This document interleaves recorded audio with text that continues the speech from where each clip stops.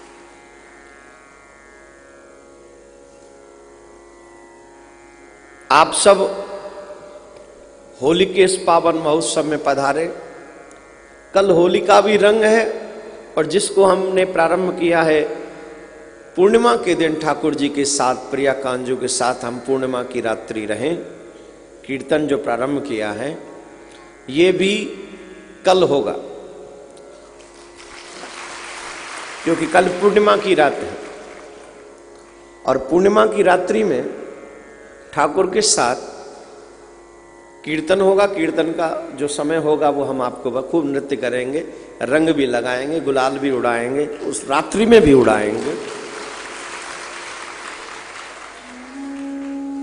लौकिक प्रेम से जल्दी तृप्ति हो जाती है, अलौकिक प्रेम से कभी तृप्ति नहीं होती।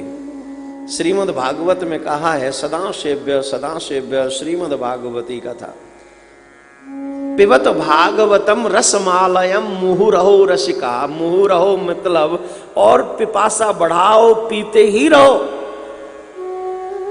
पानी की प्यास लगे तो लिमिटेड है, 1 गिलास 2 गिलास 3 गिलास, उसके बाद इनफ। लेकिन कथा की पिपासा, प्रेम रस की पिपासा, प्रेम रस जिसने पिया, प्रेम रस जिसने पिया, श्री राधे के नाम का हो गया हो गया हो गया वो दीवाना राधे श्याम का। हो गया हो गया हो गया वो दीवाना राधे श्याम का। श्री राधा नाम की महिमा है बड़ी अपरंपार, है बड़ी अपरंपार। तू भी बसा ले मन में, तेरा हो जाए बेड़ा पार, हो जाए बेड़ा पार।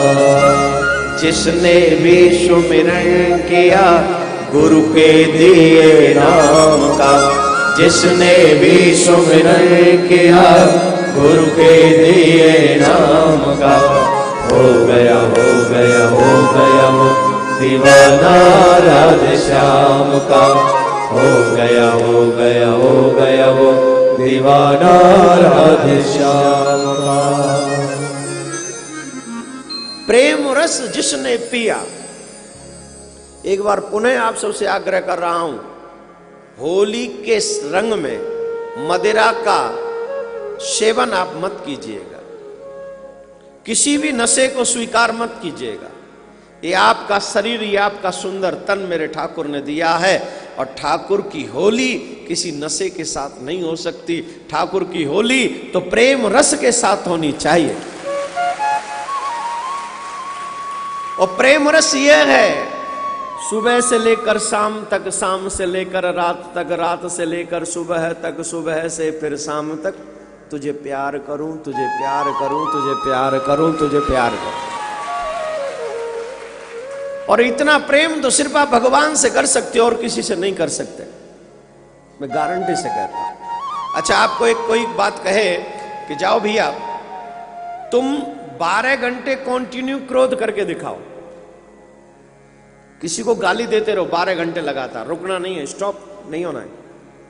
कितना भी लड़ाकू हो कह दो 12 घंटे लगातार लड़ना है, लड़ पाएगा? आप अपनी वाणी को थोड़ा कम यूज करिए, बहुत कम यूज करिए, आपसे आग्रह है मेरा। वाणी तो तेज है ना, वो चुभती है कानों में। मीठा बोलो ना, वेद में कहा गया है जब भी बोलो मीठा बोलो। जो सबके आनंद में विष घोल दे ऐसी वाणी मत बोलो। बताओ, मेरे पाठ भूल गया, मैं क्या कह रहा था? ऐसी वाणी कानों में पड़ी, पाठ ही भूल गया मैं। याद दिलाई, क्या बोल रहा था? हैं?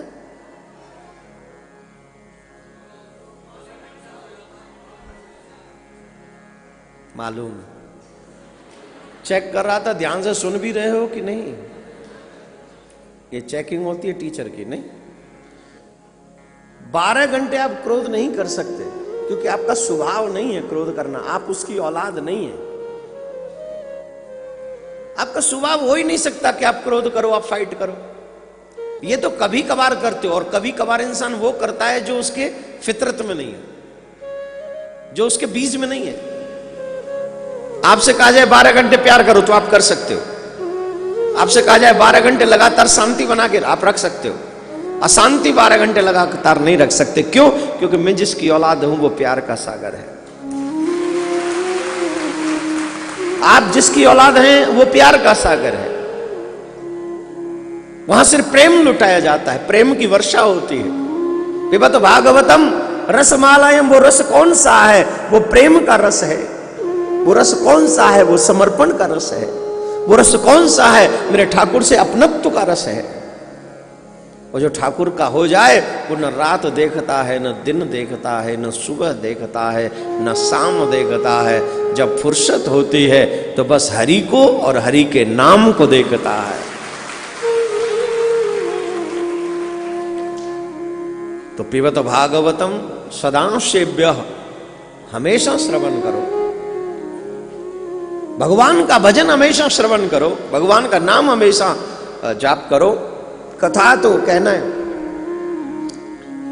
3 बजे का समय 3 बजे आ गए, 12 बजे का समय 12 बजे आ गए। ये समर्पण नहीं तो क्या है?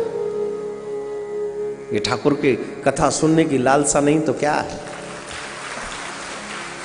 पर एक प्रार्थना मैं आप सबसे कर रहा हूं, प्लीज आप सबसे मेरा निवेदन है कि आप लोग सब इस होली में नशे को इस्तेमाल मत कीजिए। अगर आप चाहते हो कि ठाकुर के साथ आपकी पवित्र होली हो, पूरी दुनिया में आप जहां जहां सुन रहे हैं वो लोग निकम्मे हैं जो नशा करके होली खेलते हैं। कभी नशा नहीं करना। नशा करना हो तो सिर्फ भक्ति का नशा करो, सिर्फ गोविंद के चरणों का नशा करो, और कोई नशा नहीं आना चाहिए, कोई भी नशा नहीं। ये जरूर दे देना है सर कथा के श्रवण पे कि हमें नशा नहीं करना है, हमें भक्ति का नशा करना है। आप भी बचें और अपने बच्चों को भी बचा के रखें, ये आग्रह है मेरा। एक और प्रार्थना आप सबसे, अभी मुझे कहा गया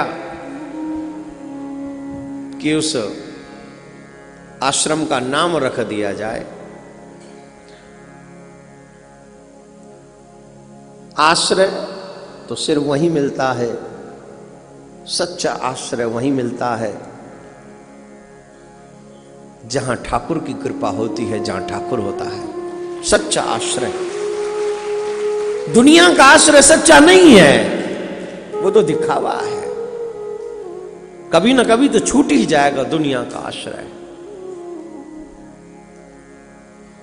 आश्रय और दूसरा उसमें मिला ये सेवा।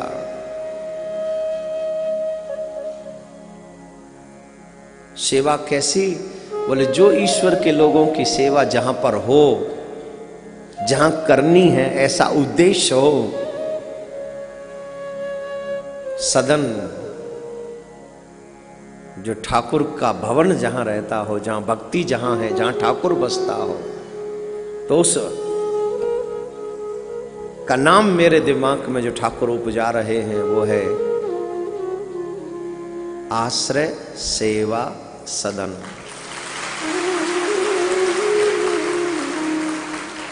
जहां उद्देश्य कुछ और ना हो मेरे प्यारे हो, सेवा का उद्देश्य हो और लोगों को आश्रय देने का उद्देश्य हो, जहां सेवा का उद्देश्य हो।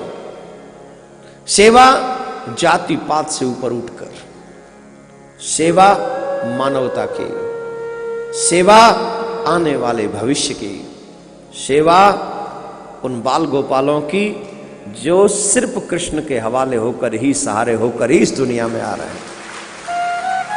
हम और अब कल्पना नहीं कर सकते मेरे भाई बहन, कहीं अकेली कंट्री में जाके फंस जाओ। मेरा एक्सपीरियंस है, मेरा अनुभव है।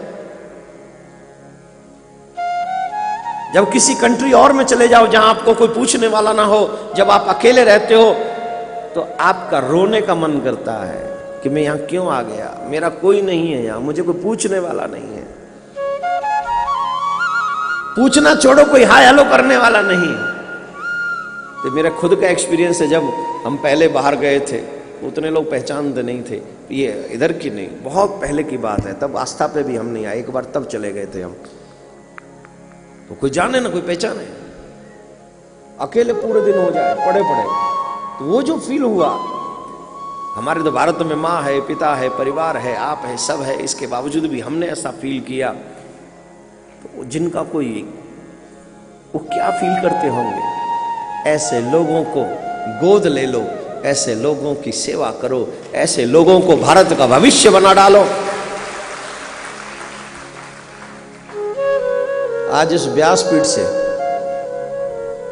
आपको एक वचन देना चाहता हूं। उस आश्रय सेवा सदन में बच्चे आपके बच्चों से ज्यादा विद्वान होकर निकलेंगे, ये मेरा दावा है, मेरा विश्वास करिए। और विद्वान सिर्फ संस्कृत के नहीं, इंग्लिश के भी, हिंदी के भी, जो पूरी दुनिया का जवाब उन्हीं की भाषा में वो दे सके, ऐसे बच्चे निकलेंगे। लेकिन आपका साथ चाहिए, आपका प्यार चाहिए, जैसे आपने यहां साथ दिया है। मेरे प्यारे हो, ये ब्राह्मण बालक आपका है, इसे भी गोद ले लो और इसके सपनों को भी गोद ले लो। अरे बहुत पाप की संतान के लिए कर लिया आपने जो करना था, करना भी आगे फ्यूचर में भी करिए, मैं मना नहीं कर रहा हूं। सबसे पहले तो आप मुझे गोद ले लो, और मुझे गोद लेके मेरे सपनों को गोद ले लो। और जब मैं अपने लिए कुछ कहूं तो कहना बेटा अकाउंट में कुछ नहीं है, और जब मैं अपने सपनों के लिए कहूं तो कहना बच्चे बता कितने का चेक तैयार करना है।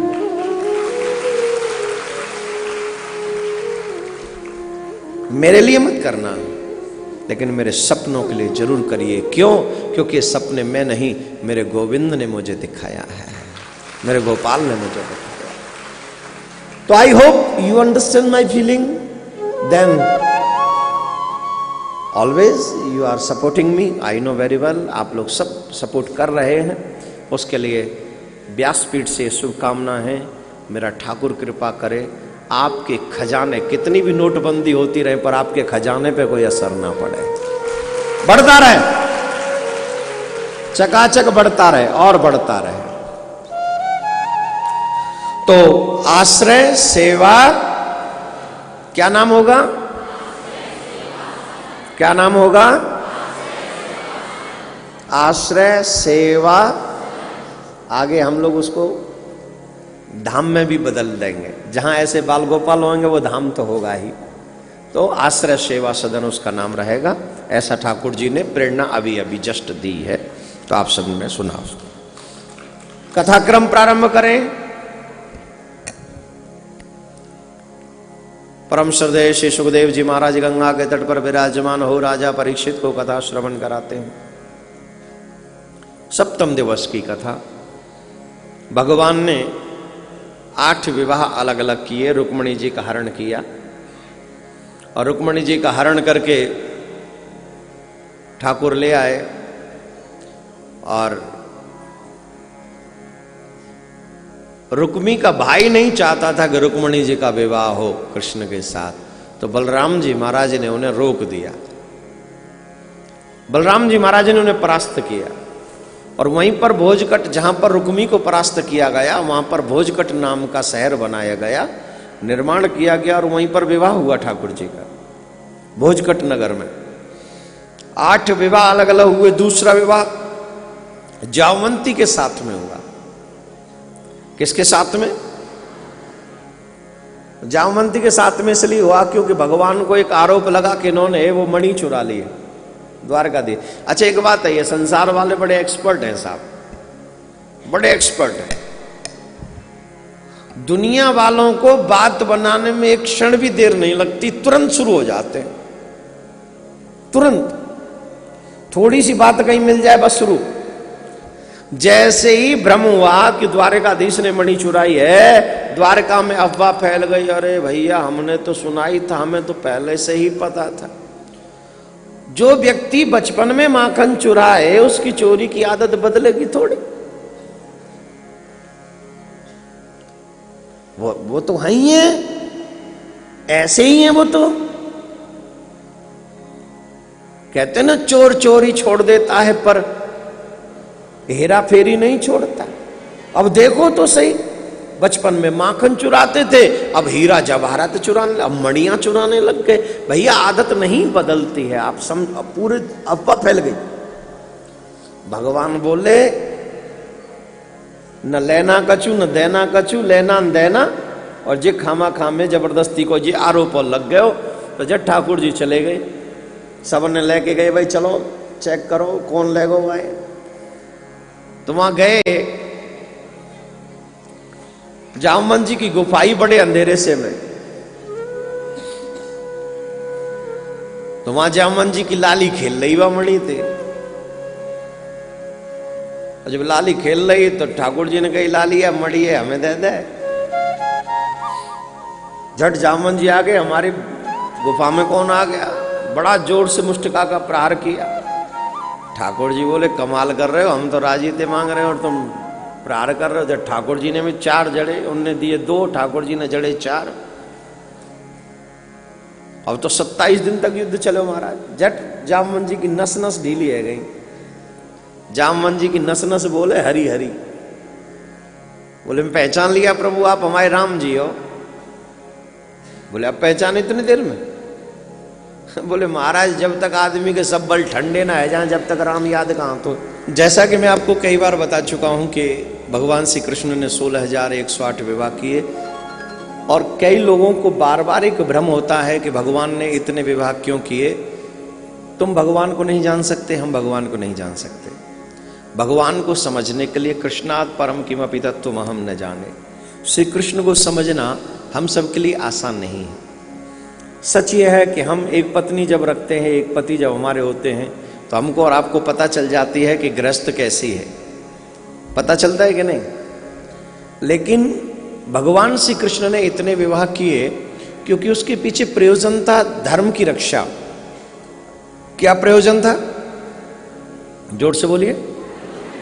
धर्म की।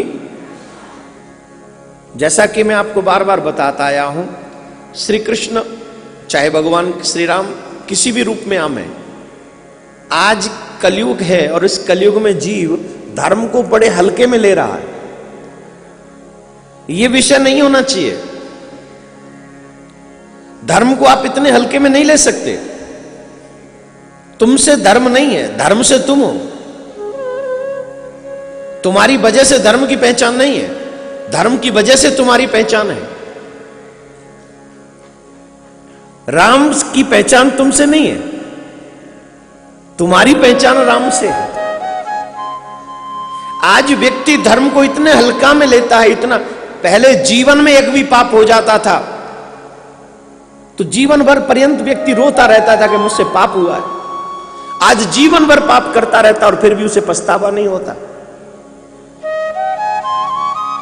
यही सब चीजों के लिए तो भगवान आते हैं। इन्हीं सब चीजों को समझाने के लिए भगवान आते हैं। भगवान हमें समझाते हैं कि तुम देखो, धर्म के बिना तो धर्मो रक्षति रक्षितः। Please save your religion, then religion will save you. अगर आप धर्म की रक्षा करेंगे तो धर्म आपकी रक्षा डेफिनेटली करेगा। लेकिन जब आप धर्म की रक्षा नहीं करेंगे तो संसार में कोई भी आपकी रक्षा नहीं कर सकेगा। कोई भी आपकी रक्षा नहीं कर सकेगा। चाहे दिखाने के लिए तुम पर कुछ भी दिखे, लेकिन तुम इंटरनली बड़े अपसेट रहोगे, कभी तुम्हें शांति नहीं मिल सकती। तो धर्मो रक्षति रक्षितः हमारे वेद शास्त्र कहते हैं, धर्म की रक्षा करो, धर्म तुम्हारे।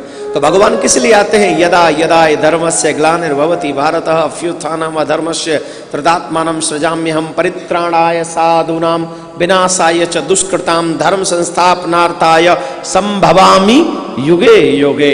जब जब होए धर्म के हानि, बाढ़हि असुर अधव अभिमानी, तब तब धरि प्रभु विविध शरीरा, हरहि कृपा निधि सज्जन पीरा। धर्म की रक्षा के लिए आते हैं। अब आप और हमको यह सोचना चाहिए, जब भगवान धर्म की रक्षा के लिए आते हैं तो हम क्या कर रहे हैं? नेता का बेटा नेता बनता है, व्यापारी का बेटा व्यापारी बनता है, इंजीनियर का बेटा इंजीनियर बनता है, डॉक्टर का बेटा डॉक्टर बनता है, कथावाचक का बेटा, और धर्म परमात्मा का बेटा क्या बने? परमात्मा का बेटा धर्मात्मा बनता है। हमारी पहचान है।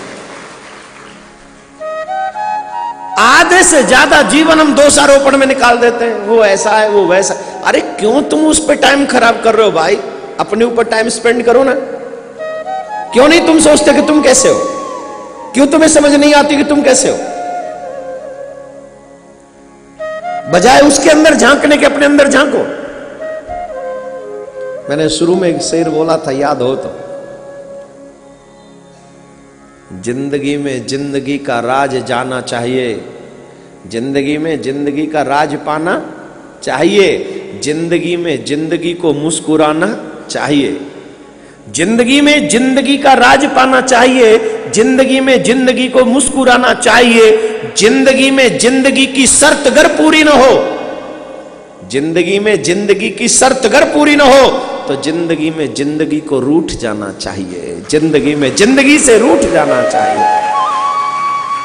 जिंदगी में जिंदगी की शर्त अगर पूरी न हो तो जिंदगी में जिंदगी को जिंदगी में जिंदगी से रूठ जाना चाहिए। अपने आप से रूठ जाओ क्योंकि तुम्हारी शर्त पूरी नहीं हुई। शर्त क्या है? एक ही तो शर्त है, सूले ऊपर सेज पिया की किस विध मिलनो,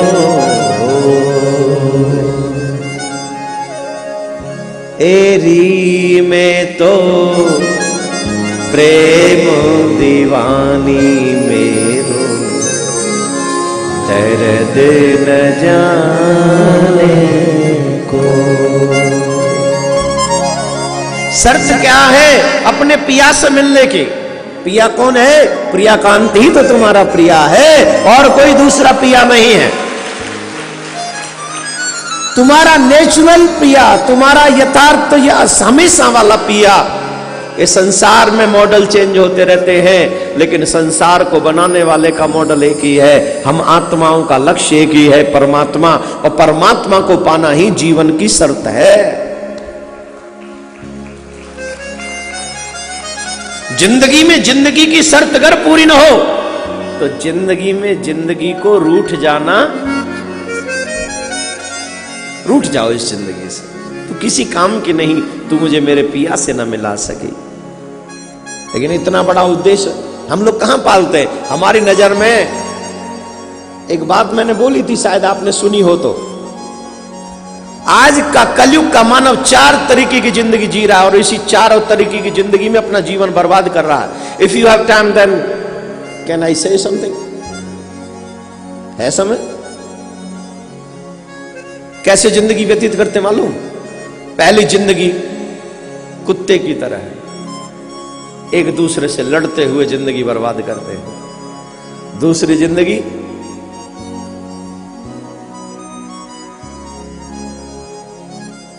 सूअर की तरह सिर्फ खाने पे ध्यान देते हैं।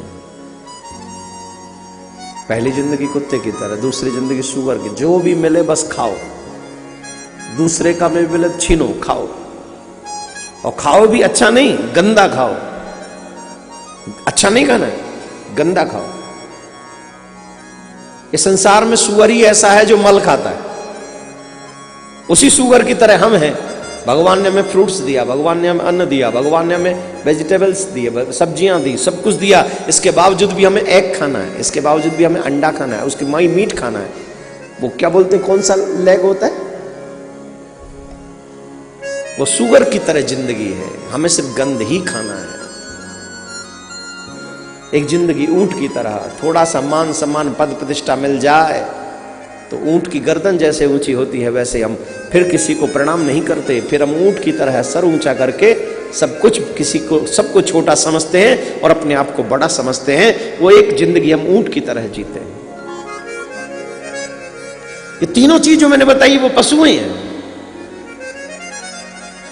और चौथी जिंदगी है गधे की सी। जैसे पूरे जीवन भर गधा बोझ उठाता रहता है, वैसे जीवन भर हम भी अपने परिवार का बोझ उठा उठाकर ये सोचते हैं कि मैं ही पालक हूं परिवार का। वैसे जैसे वो गधा जीवन व्यतीत कर देता है, वैसे हम भी जीवन व्यतीत करते हैं। तो मेरे प्यारे, फिर हम में और गधों में, हम में और सुअरों में, हम में और कुत्तों में, हम में और ऊंटों में फर्क क्या है? What is the difference between animals and human being? Nothing. We are living like that animals. ये अंतर है कि आप यहां बैठ के कथा सुन रहे हो, ये अंतर है कि आप प्रिया कांजू के संग होली खेलोगे कल, ये अंतर है कि वृंदावन आए हो, ये अंतर है, लेकिन पशु नहीं कर सकते ये। इसी चीज से आपके धर्म का पोषण होता है, और जो चीज आप धर्म के लिए करते हैं उससे आप आगे बढ़ते चले जाते हैं और आप कृष्ण के बताए हुए मार्ग पर जाते हो, तब मेरा कृष्ण आपसे प्रसन्न होता है। मानव जीवन का उद्देश्य है ईश्वर प्राप्ति, भगवान की आने की वजह, आने का उद्देश्य धर्म की रक्षा करना। और जब वो धर्म की रक्षा करने के लिए आते हैं तो हम सबको भी सिखाते हैं, हम तुमको भी मेरे बताए हुए मार्ग पर चलना चाहिए। इसीलिए भगवान ने उन 16,100 कन्याओं के साथ विवाह किया। इसकी कथा मैं कई बार आपको सुना चुका हूं। जिन लोगों को अभी भी डाउट है तो प्लीज पर्सनली आकर यहां पर बैठिए कभी, टीवी पे, क्योंकि समय कम रहता है आस्था चैनल पे, तो इसलिए ज्यादा अभी डिस्कस नहीं करेंगे। 16,108 विवाह, सभी रानियों पे 10-10 पुत्र और एक कन्या, टोटल हुए 1,77,188। ये भगवान की संतान है, बड़ा विशाल परिवार है ठाकुर जी का। हम दो हमारे दो, निकम्मे हो, न तू अच्छा न तेरे दोनों अच्छे, है क्या? बोलो, हम दो हमारे दो, हम भी खराब हमारे दोनों भी खराब। माँ बाप बनने का शौक हो तो पहले रामायण पढ़ के माँ बाप के गुण समझ लेना, और अगर रामायण के गुण आ जाएं तब माँ बाप बनने की जिज्ञासा मन में पालना माय डियर।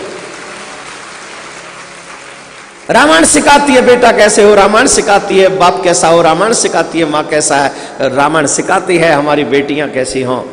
बेटियां जुबान नहीं लड़ाती माँ बाप से। सीता माँ कहती है, मैं तो तुम्हारी गाय हूं, जहां भेजो तहां जाऊं। मां जगदम्बा, जगत जननी, अपने पिता जनक जी से कहती है, हे पिताजी मैं तुम्हारी गाय हूं, मेरा कोई पर्सनल डिसीजन नहीं है, आप मुझे जिसके साथ भेज दोगे मैं वहीं चली जाऊंगी और जीवन भर अपने पति की सेवा दासी बनकर करूंगी, मैं आपकी आज्ञा का निर्वहन करूंगी। ये बेटी का धर्म है। लेकिन पिता का धर्म क्या है? कहीं वो अपनी बेटी को स्वार्थ बस, कलयुग में तो बेटियों को भी बेच देते हैं, धिक्कार है ऐसी जिंदगी के लिए। ऐसे लोग मल के कीड़े बनते हैं जो अपनी बेटियों को बेच देते हैं अपने स्वार्थ के वशीभूत होकर, मल के कीड़े बनते हैं, करोड़ों करोड़ों जन्मों तक पड़े रहते हैं वहीं। लेकिन पिता जनक कैसे हैं? बोले अपनी बेटी को राम देते हैं। जो बेटियां अपने माँ बाप की बात मानती हैं, माँ बाप उनके साथ कभी बुरा नहीं करते, माँ बाप उन्हें राम जैसा पति प्राप्त करा देते। कोशिश तो सबकी रहती है, नहीं? जितनी भी बेटियां हैं, बेटियां सुन लीजिए मेरी बात थोड़ी देर, सब जितनी भी बेटियां बैठी हैं अपना बाप ही समझ लीजिए मुझे थोड़ी देर। व्यासपीठ तो सबका ही बाप है, बूढ़ों का भी बाप है, सब समझ लीजिए एक बार। इस संसार में अगर सबसे ज्यादा भला तुम्हारा कोई सोच सकता है तो तुम्हारे माँ बाप ही है, उससे ज्यादा भला तुम्हारा कोई नहीं सोच सकता। 1-2% कोई पियक्कड़ मिल जाए, 1-2% कोई बुरे विचारों वाला मिल जाए, उसको थोड़ा सा इग्नोर कर दो, फिर उसकी कोई गारंटी नहीं। लेकिन मोस्टली माँ बाप चाहते हैं मेरी बेटी का भला हो, मेरी बेटी को अच्छा घर मिले, मेरी बेटी जहां जाए वहां खुश रहे और रानी बनकर राज्य करे। तो बेटियों से मेरा आग्रह है, जरूरत नहीं है फोन यूज करने की, जरूरत नहीं है कोई पार्टनर ढूंढने की, अपने माँ बाप पे भरोसा रखो, तुमसे बेटर उनकी समझ है, तुम्हारे लिए अच्छा करेंगे।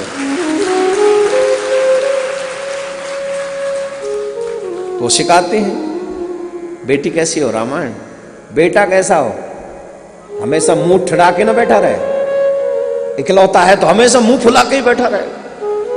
तो बेटा है कि पूर्व जन्म का बाप है, बदला लेने आया हमसे।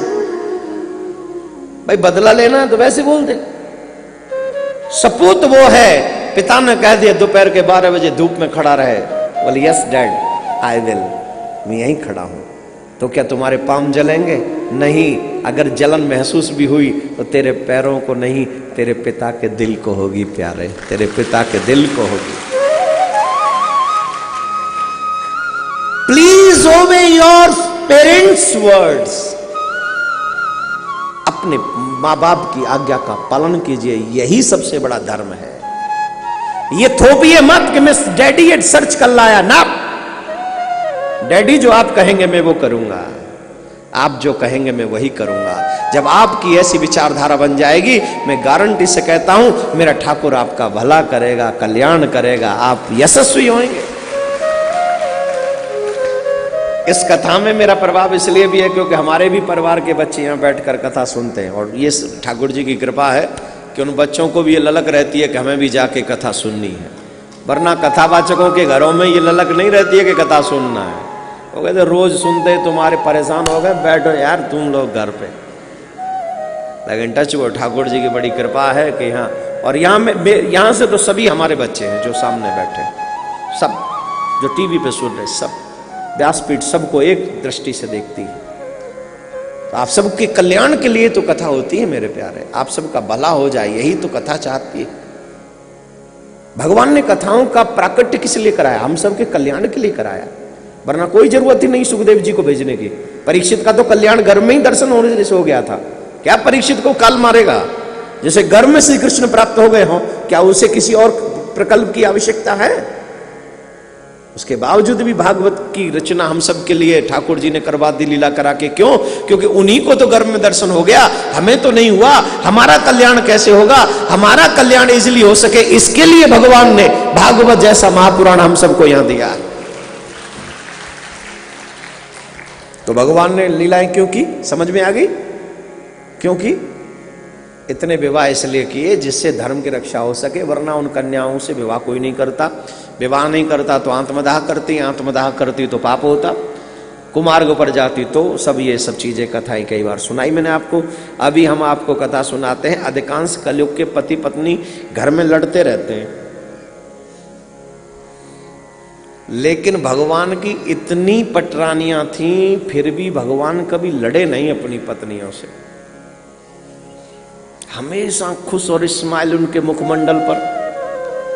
इतना बड़ा परिवार, इतनी रानियां, इसके बावजूद भी भगवान हमेशा मुस्कुराते रहते हैं। परीक्षित जी महाराज ने पूछा, महाराज हर किसी के घर में कुछ न कुछ चलता रहता है, कहीं ऊंच नीच होती रहती है, पर एक बात समझ में नहीं, भगवान के तो इतना बड़ा परिवार था, इतनी रानियां थी, कभी नहीं लड़ाई हुई।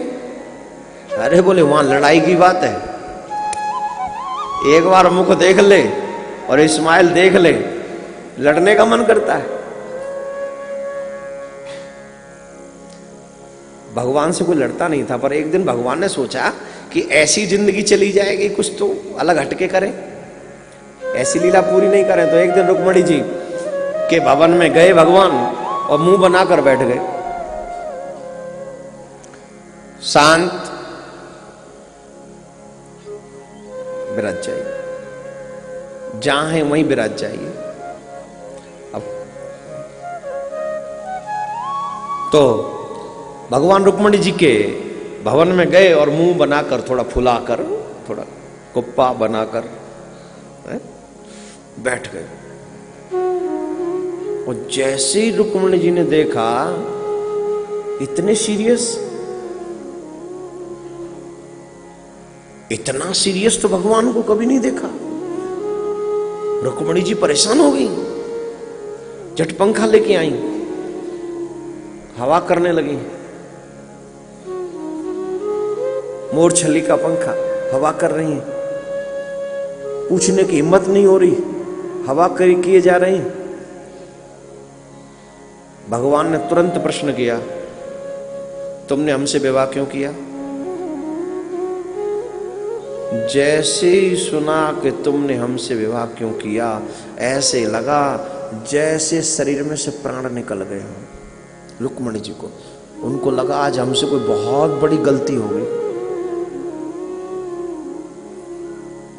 और वो भी इतने दिनों बाद पूछ रहे हैं। कितने दिनों बाद? 10 बच्चों के बाप बन गए, एक छोरी के बाप बन गए, इतनी समय निकल गए, और आज हमसे कह रहे हैं कि तुमने विवाह क्यों किया? बोलने की हिम्मत नहीं, अब तो पंखा भी ना हिले। भगवान ने कहा देखो, ऐसा लगता है तुम्हें किसी ने बहका दिया होगा, इसलिए तुम हमसे विवाह कर लिए। हम तुम्हारे योग्य कहां? कहां तुम राजा की पुत्री राजकुमारी, और कहां हम चोर बचपन के, और तुमने हमसे विवाह कर लिया। चंदेरी नरेश शिशुपाल आया था, कितना बढ़िया था, तुमने हमको बुला लिया। हम तो रणछोर हैं, कहां के बसे सागर में, वो भी खारे सागर में, और तुमने हमसे विवाह कर लिया। क्यों किया? आखिर मिला क्या तुमको हमसे विवाह करके? अब तो रुक्मणी जी को लगा बहुत बड़ी अपराध हो गई होगी, तो उतना सोचा कि मूर्छित होकर गिर पड़ी। और जब मूर्छित होकर गिरी तो ठाकुर जी ने चतुर्भुजी रूप बनाया, और ठाकुर जी ने अपनी बाहों में रुक्मणी जी को संभाला, और एक हाथ से ठाकुर जी अब पंखा कर रहे हैं। अभी तक रुक्मणी जी पंखा कर रही थी, अब ये पंखा कर रहे हैं। जितने भी पति बैठे हैं सावधानी से सीख लो, पत्नी की भी सेवा कभी कभी किया करो। हाँ, सीख लो सब धीरे धीरे। अब तो सरकार हवा कर रहे हैं, एक हाथ से संभाल लिया, एक हाथ से हवा कर रहे हैं, और 2 हाथ से सैन कक्ष में बिस्तर पे लिटा दिया। अब जब वो होश खो गई, थोड़ा थोड़ा होश आया, जब होश आया तो भगवान बोले, अरे क्या हो गया? अरे मैं तो ऐसे हास्य विनोद कर रहा था, अरे इतने दिनों से कभी हम लोगों में कुछ हुआ नहीं, हम लोग लड़ते नहीं, तो मैंने सोचा थोड़ा आपको क्रोध दिला के देखूं कैसा हो। आप तो इतना सीरियस ले गई, मूर्छित ही हो गई। यहाँ रुक्मणी जी को होश आया। रुक्मणी जी ने कहा आपने कुछ गलत नहीं कहा, आपने जो कहा वो सब सही है। आपने कहा आप चोर हैं, तो आप हैं ही चोर, इसमें कौन सी बड़ी बात? आप चोर नहीं है, आप चोर हैं, लेकिन आपने सिर्फ कहा माखन चुराते हैं, ये गलत है। आप सिर्फ माखन नहीं चुराते, आप सबके पापों को भी चुरा लेते हो। आप सबके पाप भी चुराते हो, और पाप ही नहीं चुराते, जिनके पाप चुराते उनके चित्त भी चुराते हो।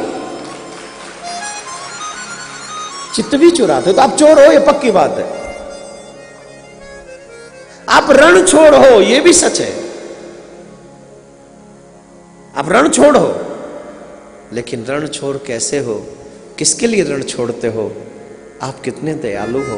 देखो ये है पत्नी, अपने पति, वो पति बता रहे मेरे अवगुण ये है, पत्नी गुण गिना रही है, उन्हीं अवगुणों में गुण गिना रही है। और आज की पत्नी को अवगुण बताने की जरूरत नहीं है, ये व्हाट्सएप और फेसबुक से ढूंढ लाती है, कहीं ना कहीं से सर्च कर। मैं आपसे नहीं कह रहा हूं, जो यहां ही है वो तो कभी नहीं अपने पति का अवगुण नहीं देखती हैं। आप ना आप नहीं, आप लोग तो ओ हो क्या बात।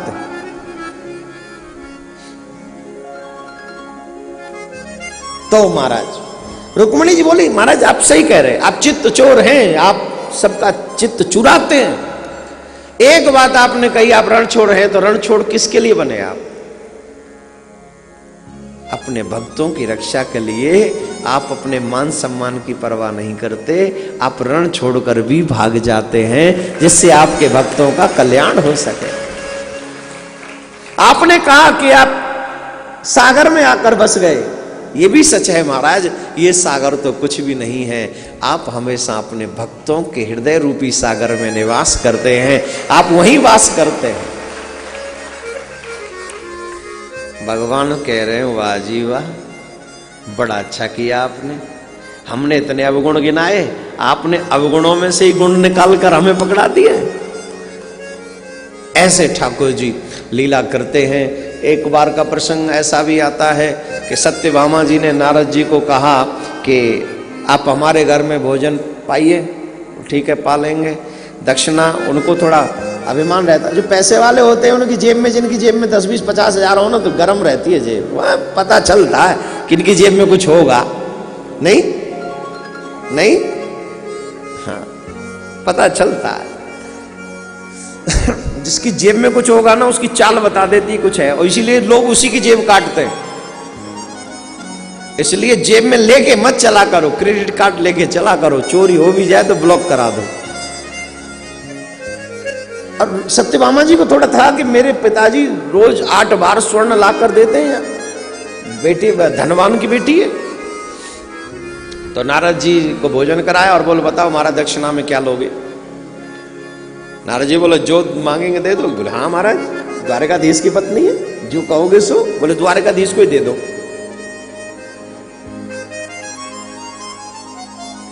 देवियों की एक अच्छी बात है, सब कुछ दे सकती हैं पर पति नहीं दे सकती। क्यों? भारत की पत्नियां अपने पति को सिर्फ पति ही नहीं मानती, परमात्मा मानती हैं, अपना जीवन मानती हैं, अपना सर्वस्व मानती हैं।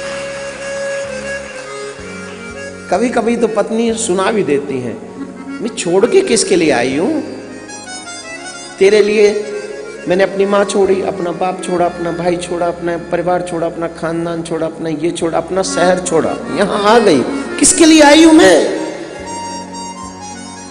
तू अनोखी छोड़ के आई है, ते मैया ना छोड़ के आई, बाप मैया की मैया ना छोड़ के आई। तेने पहली बार जो कदम उठायो है, पहली बार ऐसा होगा, तेरो भलो करे भगवान, करी देगो। पर ऐसी बात है, सच तो यही है कि भारत की देवियां सब कुछ छोड़ के जाती हैं अपने पति के लिए, और वो सिर्फ पति नहीं मानती है। इसीलिए भारत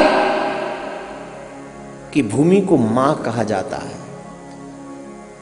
क्यों कहा जाता है? क्योंकि मां कहलाने के योग्य है।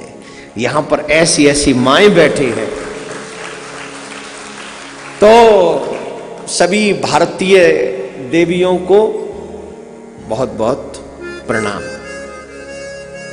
अपने पति को देवता मानने के लिए थैंक्स। तो ऐसा सुंदर प्रसंग वहां चलता है अभी। जो न मानती हो वो आज से मानना शुरू कर दो, कौन सी बड़ी बात है, रिश्या क्यों रही हो? आज से शुरू कर दो भाई। जब जब जगे तब सवेरा, सुबह उठते ही अपने पति के लिए ठंडी ठंडी चाय बना के पिला। जिनके पति को गुस्सा ज्यादा आता है उन्होंने ठंडी चाय पिलाओ। ठंडी चाय कुछ और मत समझ लेना, ज्यादा गर्म चाय मत पिलाया करो, उससे और उत्तेजना जगती है, क्रोध और बढ़ता है। सब्जी में मिर्च कम खिलाओ, सच बता रहा हूं, गुस्सा कम करने के साधन बता रहा हूं। मिर्च कम खावे, चाय ठंडी पीवे, दूध ठंडा पीवे, और माला करवाओ, माला भजन करवाओ, और खुद ही करो, क्योंकि तुम तो अग्नि में तो प्रकट भई हो। तो अपना भी ध्यान रखो और अपने देवता का भी ध्यान रखो। भगवान की सुंदर लीलाएं। तो रुक्मिणी सत्यभामा ने कन्हैया, नारद जी बोले द्वारकाधीश को ही दे दो। सत्यभामा जी का सारा नशा उतर गया। बोले नहीं नहीं महाराज, ये तो हमारा सब कुछ है, इनको नहीं देंगे। तो इनको गोल्ड पे बड़ा अभिमान था, गोल्ड पे बड़ा अभिमान था ना। देवियों की विशेषता होती है, अगर गोल्ड बनवा लें और पहन लें, और पहन के जब तक सबको दिखा न दें, और जो कोई ना भी देगा तो आजकल तो फोटो भेज देते हैं व्हाट्सएप पे, ये दिया है मुझे गिफ्ट इन्होंने। तेरी माँ तो पूछ ही रही ना, तू बता चु रही है, तेरी भाभी तो पूछ ही रही, और तू भाभी बता रही है तो अपने भैया का जी खतरा मोल ले रही है। तुम्हारी बहन को तो तुम्हारे जीजा ने ये दिया, तुम मुझे क्यों नहीं दे सकते? ले, इसलिए अपनी गिफ्ट अपने तक ही सीमित रखा करो। देवी हो, क्यों अपने भैया के लिए खतरा मोल ले रही हो? क्या कह रहे थे हम? देवियां तो देवियां। एक देवी ने अंगूठी बनवाई नई, गांव की एक देवी अंगूठी बनवाई नई। अब कोई न पूछे वह देवी है। वैसे गांव में कोई नई नई बनवा ले तो सब पूछते, अरे कब बनवाई, कितनी बड़ी मलूक है रही। अरे हाँ ना, तो बता कब लाई, कैसे आई? बुग्गी में धर के लाए, ले ले कहाँ ते आई बोल रही है। तो खैर जो भी है, अब्बा ने नई नई अंगूठी बनवाई, बेचारी ने जैस तैस तो सरसों इकट्ठी कर करके अंगूठी बनवाई, छप्पर धरे हो माँ, कोई पूछे नहीं भाई, कोई नहीं पूछे। अरे अब्बा अंगूठी दिखावे को बड़ो शौक, अब कैसे दिखाई जाए अंगूठी, देवियां तो देवियां, अंगूठी कैसे देखें। जटवा ने अपने छप्पर में आग लगा दी। छप्पर समझ गए, वो फूस का होता था, घर पहले फूस के ऊपर जो छान छपती फूस की, उसमें आग लगा दी। अब गांव वाले दौड़े रहे, आग लग गई बचइयों बचइयों, आग लग गई बचइयों बचइयों। अब देवी जी फ्रंट पे पहुंच गई आग बुझवाने, ये यहाँ जिसमें अंगूठी पहनी थी ना उसी को आगे करके यहाँ और लग रही है, यहाँ थोड़ी सी और उठ रही है, यहाँ धुआं रह गया, यहाँ भी डालो ये धुआं, यूं करे। उसकी एक सहेली आ गई, अरे अंगूठी बनवाई है, बड़ी नई लग रही है, पुरानी नई सी है ये तो, कब बनवाई? वाह बड़ी रिसाई है मालती, पहले पूछ लेती तो मैं छप्पर में आगे काहे को लगाऊंगी। तेरे चक्कर में छप्पर में आग लगा दी, पहले पूछी ना, अंगूठी के चक्कर में तो छप्पर गए काम थे। तो खैर ऐसी आप नहीं है ऐसी, आप सब बड़ी कल रो रहे थे ना, इसलिए आज आपके चेहरे पे मुस्कुराहट हो सके। तो महाराज सत्यभामा जी बोली, सोना ले लो जितना भगवान श्री कृष्ण के तोल के बराबर। बोल ठीक है ऐसा कर लो। तराजू में एक में भगवान को रख विराजमान करा दिया, तराजू के पल्ले में एक में गोल्ड रख दिया। अब दुनिया भर का गोल्ड स्वर्ण रख दिया, पर भगवान वाला वो पल्ला कभी ऊपर ना हो। इवन मंगल सूत्र भी रख दिया सत्यभामा ने अपना, तब भी नहीं। अब सत्यभामा रोने लगी, रुक्मणी जी के चरण पकड़ लिए, कुछ भी करो मेरे द्वारकाधीश को मत जाने देना, मैं क्या करूं, क्यों नहीं ये बराबर हो रहा है। तब भगवान की प्रेरणा तो देखो, लीला तो देखो। रुक्मणी जी कहती हमारे पति हमें छोड़कर कहीं नहीं जाएंगे, यहीं रहेंगे। एक तुलसी का पत्ता लेकर आती हैं और उस तुलसी के पत्ते पर संतों का भाव है, उसमें लिखती हैं वो राधा। और जैसे ही वो राधा लिखा हुआ वो तुलसी का पत्ता जब तराजू के दूसरे पल्ले में रखती हैं तो सारा गोल्ड हटा देते हैं, सारा स्वर्ण हटा देते हैं, सारा स्वर्ण हटा दिया। फिर भी तुलसी का जो पत्ता है वो नीचे और कृष्ण वाला जो तराजू का पल्ला वो ऊपर। भगवान को कोई दौलत से नहीं खरीद सकता, जिसका मन पवित्र होता है। भगवान ने स्वयं ने कहा है, हमारे ब्रज में रसिया गाते हैं, मेरे ही में गई है समाए,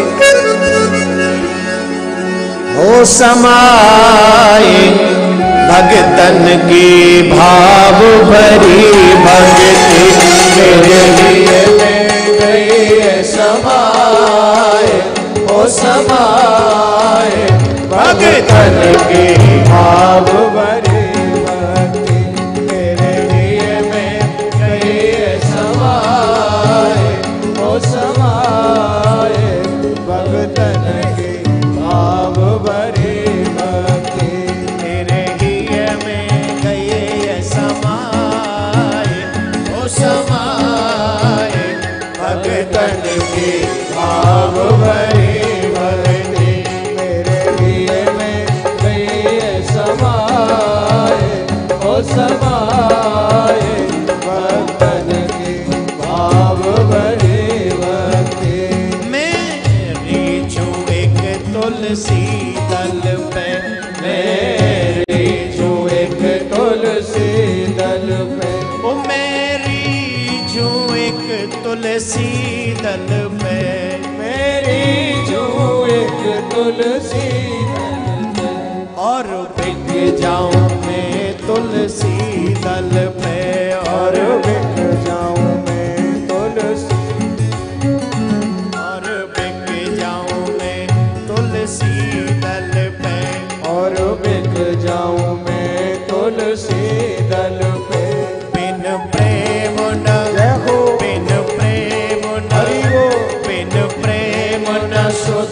सुहाए ओ सुहाए भक्तन की भाव भरी भक्ति बिन प्रेम न सुधा सुहाए ओ सुहाए भक्तन की भाव भरी भक्ति।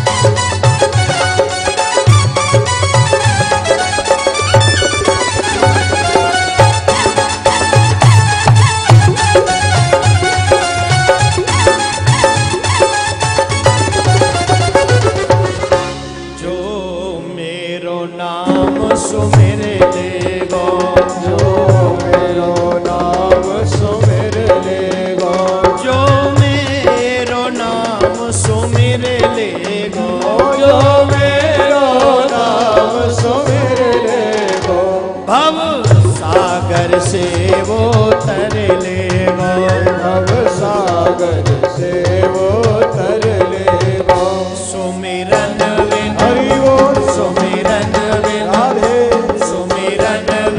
गोता खाए ओ खाए भगतन की भाव भरी भक्ति कोई समाए ओ समाए भगतन की भाव भरी भक्ति। क्या बोलना पड़ेगा?